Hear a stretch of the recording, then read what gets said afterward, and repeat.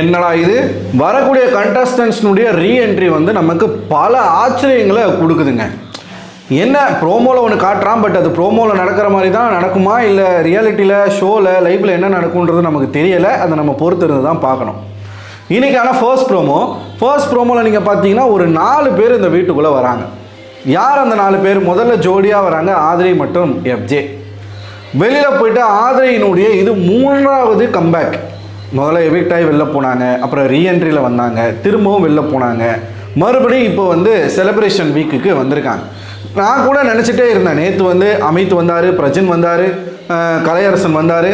பிரஜன் வந்து திவ்யா கிட்ட நல்லா தான் பேசுகிறார். ஏன்னா அவருக்கு தெரியும் திவ்யா மேலே எந்த விதமான மிஸ்டேக்கும் இல்லை. முழுக்க சாண்ட்ரா அவர்கள் தான் வந்து ஏதோ ஒன்று தப்பாக நினச்சிக்கிட்டு அவங்க ஒரு கேமை வந்து ப்ளே பண்ணிகிட்டு இருக்காங்க, தப்புன்றது அவருக்கு தெரிஞ்சிருக்கு. அதனால தான் திவ்யா கிட்ட அவராக போய் உட்காந்து பேசுகிறாரு. எனக்கு புரியுது, எனக்கு வந்து உன்னை பற்றி எனக்கு நல்லாவே தெரியும், அவள் வந்து எங்கேயோ கொஞ்சம் மிஸ் ஆகிட்டா, நீங்கள் பேசியிருந்தால் அது சரியாக இருக்கும், பரவாயில்ல நம்ம பார்த்துக்கலாம் அப்படின்னு வந்து அவர் பேசினார். பெருசாக இந்த வீட்டுக்குள்ளே வந்த ரீஎன்ட்ரி கண்டஸ்டன்ஸ் யாருமே திவ்யா பக்கத்தில் ஆறுதலாவோ திவ்யாவுக்குன்னு பேசுகிறதுக்கோ ஆட்கள் இல்லை. கெமி நல்லா பேசுகிறாங்க. நான் கெமிக்கிட்ட இருந்து இதை எக்ஸ்பெக்ட் பண்ணவே இல்லை. ஏன்னா கெமிக்கும் திவ்யாவுக்கும் நிறைய சண்டைகள் வந்திருக்கு இருக்கும் பொழுது. ஏன்னா கெமி வந்து அன்பு கேங்கில் ஒரு நபர் தானே. வெளியில் போய் கெமி அவர்கள் பார்த்துட்டு வந்ததில் இருந்து திவ்யாவுக்கு தன்னுடைய ஆதரவை கொடுத்துக்கிட்டு இருக்காங்க. அண்ட் இந்த வீட்டுக்குள்ளே இருக்கக்கூடிய கண்டஸ்டண்ட்டில் நீங்கள் பார்த்தீங்கன்னா அரோரா வந்து திவ்யா டைட்டில் வின் பண்ணால் நான் ரொம்ப சந்தோஷப்படுவேன். ஏன்னா திவ்யா கிட்ட இருந்து நான் நிறைய விஷயங்களை கற்றுக்கிறேன்னு அரோராவே சொல்கிறாங்க. ஆனால் இங்கே வெளியில் என்ன நடக்குது அப்படின்னு பார்த்தீங்கன்னா, அவங்களுடைய நம்பர் வந்து ஒர்க் ஆகாமல் நேற்று ஃபுல்லாக வந்து சுவிட்ச் ஆஃபில் இருந்துச்சு. இப்போது ஒர்க் ஆகுதுன்னு சொல்கிறாங்க. நான் இன்னும் செக் பண்ணி பார்க்கல. கமெண்ட்ஸில் சொல்லுங்கள் ஒர்க் ஆகுதா இல்லையா அப்படின்னு சொல்லி. இப்படி நடக்கிறது வந்து ரொம்ப அன்ஃபேரான ஒரு விஷயம். சரி, ஓகே, இப்போ நம்ம வந்து ப்ரோமோக்குள்ளே வருவோமா? திவ்யாவுக்குன்னு ஆறுதலாக இருக்கக்கூடிய ஒரு பர்சன் யாருன்னா ஆதிரை தான். இந்த ரீஎன்ட்ரியில் இதுக்கு முன்னாடி வைல்ட் கார்டில் வந்தப்போ கூட முழுக்க திவ்யா கூட அவங்க நின்னாங்க. திவ்யாவுக்கு ஒரு பிரச்சனைனா வாய்ஸ் அவுட் பண்ணாங்க. திவ்யாவே தப்பு பண்ணாலும் அதை தட்டி கேட்டாங்க. ஸோ முழுக்க திவ்யாவுக்குன்னு ஒருத்தர் இந்த வீட்டுக்குள்ளே இருக்காங்கப்பா அப்படின்னா அது ஆதிரையாகத்தான் இருந்தாங்க. ஏன்னா 2 பேரும் சேர்ந்து வந்து சீரியல் பண்ணியிருக்காங்க. ரொம்ப நாட்கள் கிடையாது, 1.5 மாதம். அந்த 1.5 மாதத்துலேயே திவ்யா யார், எப்படிப்பட்ட கேரக்டர், எப்படிப்பட்ட ஒரு பர்சனாலிட்டி அப்படிங்கிறது ஆதிரிக்கு வந்து தெரிஞ்சிருக்கு. ஸோ ஆதிரி வந்து திவ்யாவுக்கு ஆதரவாக நின்னாங்க. திவ்யாவுக்கு ஒரு பிரச்சனைனா முதல் ஆளாக வந்து நின்று வாய்ஸ் அவுட் பண்ணது ஆதிரி தான். சரிங்களா? இப்போ வீட்டை விட்டு வெளியில் போய் பார்வதி கமருதி இந்த விஷயங்கள் எல்லாமே பார்த்துட்டு மறுபடியும் ரீஎன்ட்ரிக்குள்ளே வந்திருக்கக்கூடிய ஆட்களினுடைய ஆதரவு திவ்யாவுக்கு இல்லை. முக்கியமாக நீங்கள் பார்த்தீங்கன்னா அமித் அவர்கள் வந்து எக்காரணத்தும் கொண்டும் திவ்யா ஜெயிச்சிடக்கூடாது அப்படின்னு நினைக்கக்கூடிய ஒரு பர்சன். அமித்தும் சரி, அமித்துடைய மனைவியும் சரி, வந்ததுலேருந்து திவ்யா கிட்ட பெருசாக பேசலை.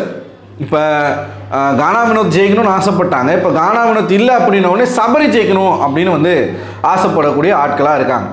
சரி, இப்போ அது வந்து அவங்களோட விருப்பம், நம்ம வந்து அதில் எதுவும் சொல்கிறதுக்கு இல்லை. எஃப்ஜே வந்தாப்பில் வந்து எந்த ஒரு விஷயத்தை பற்றியும் பேசலை. சும்மா ஒரு பாடிக்கிட்டு ஜாலியாக வந்து வைப் பண்ணிக்கிட்டு இருக்கார். இந்த தர்பீஸ் எல்லாருக்கிட்டும் நடந்துக்கிறது வந்து கொஞ்சம் வியர்டாக தான் இருக்குது.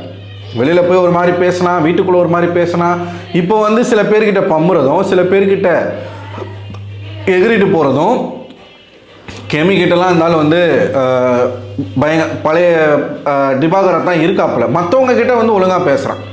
சரியா? இது ஒரு பக்கம். அடுத்ததாக இன்னும் 2 பேர் வராங்க. அது வந்து கனி மற்றும் சுபிக்ஷா. இங்கே நம்ம ஆட்களில் 2 பேர் இருக்காங்க.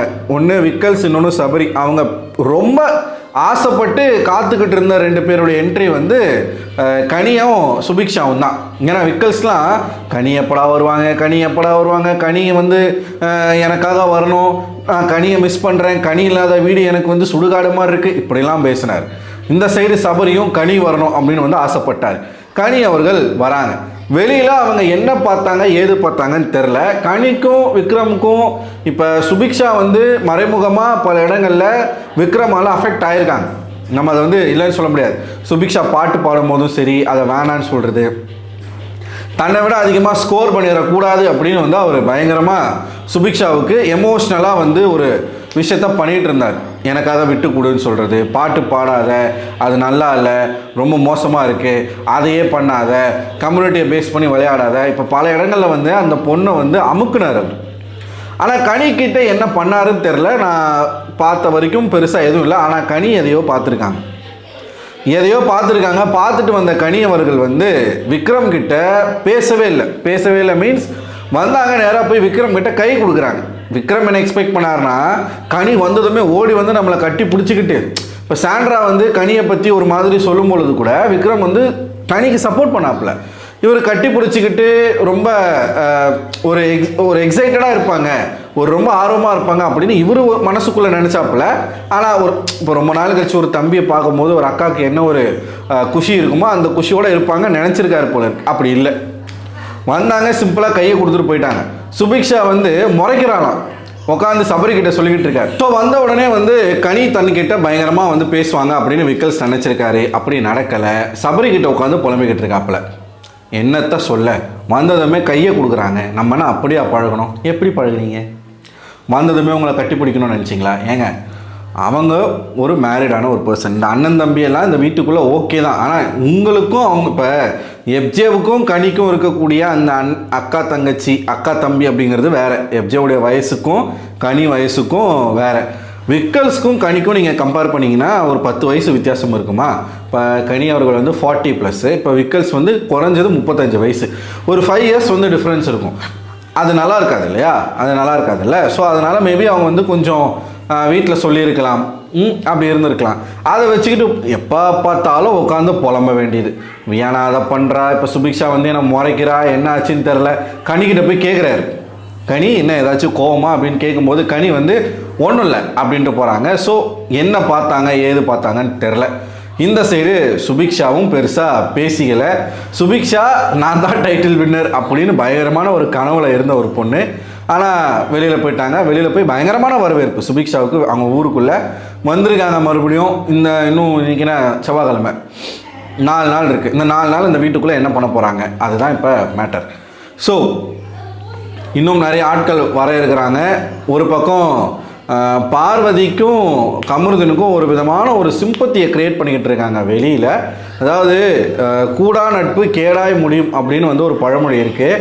அது வந்து கமருதீன் பயங்கரமாக அனுபவிச்சிட்டாரு, இன்னமும் அனுபவிக்க போகிறாரு அப்படிங்கிறது நமக்கு நல்லாவே தெரியுது. கமருதீன் தன் வாழ்க்கையில் யாரை ஒதுக்குறாரோ இல்லையோ இந்த நபரை ஒதுக்கணும் அப்படின்னு வந்து நான் கேட்டுக்கிறேன். அதை அடுத்த வீடியோவில் நம்ம பேசுவோம்.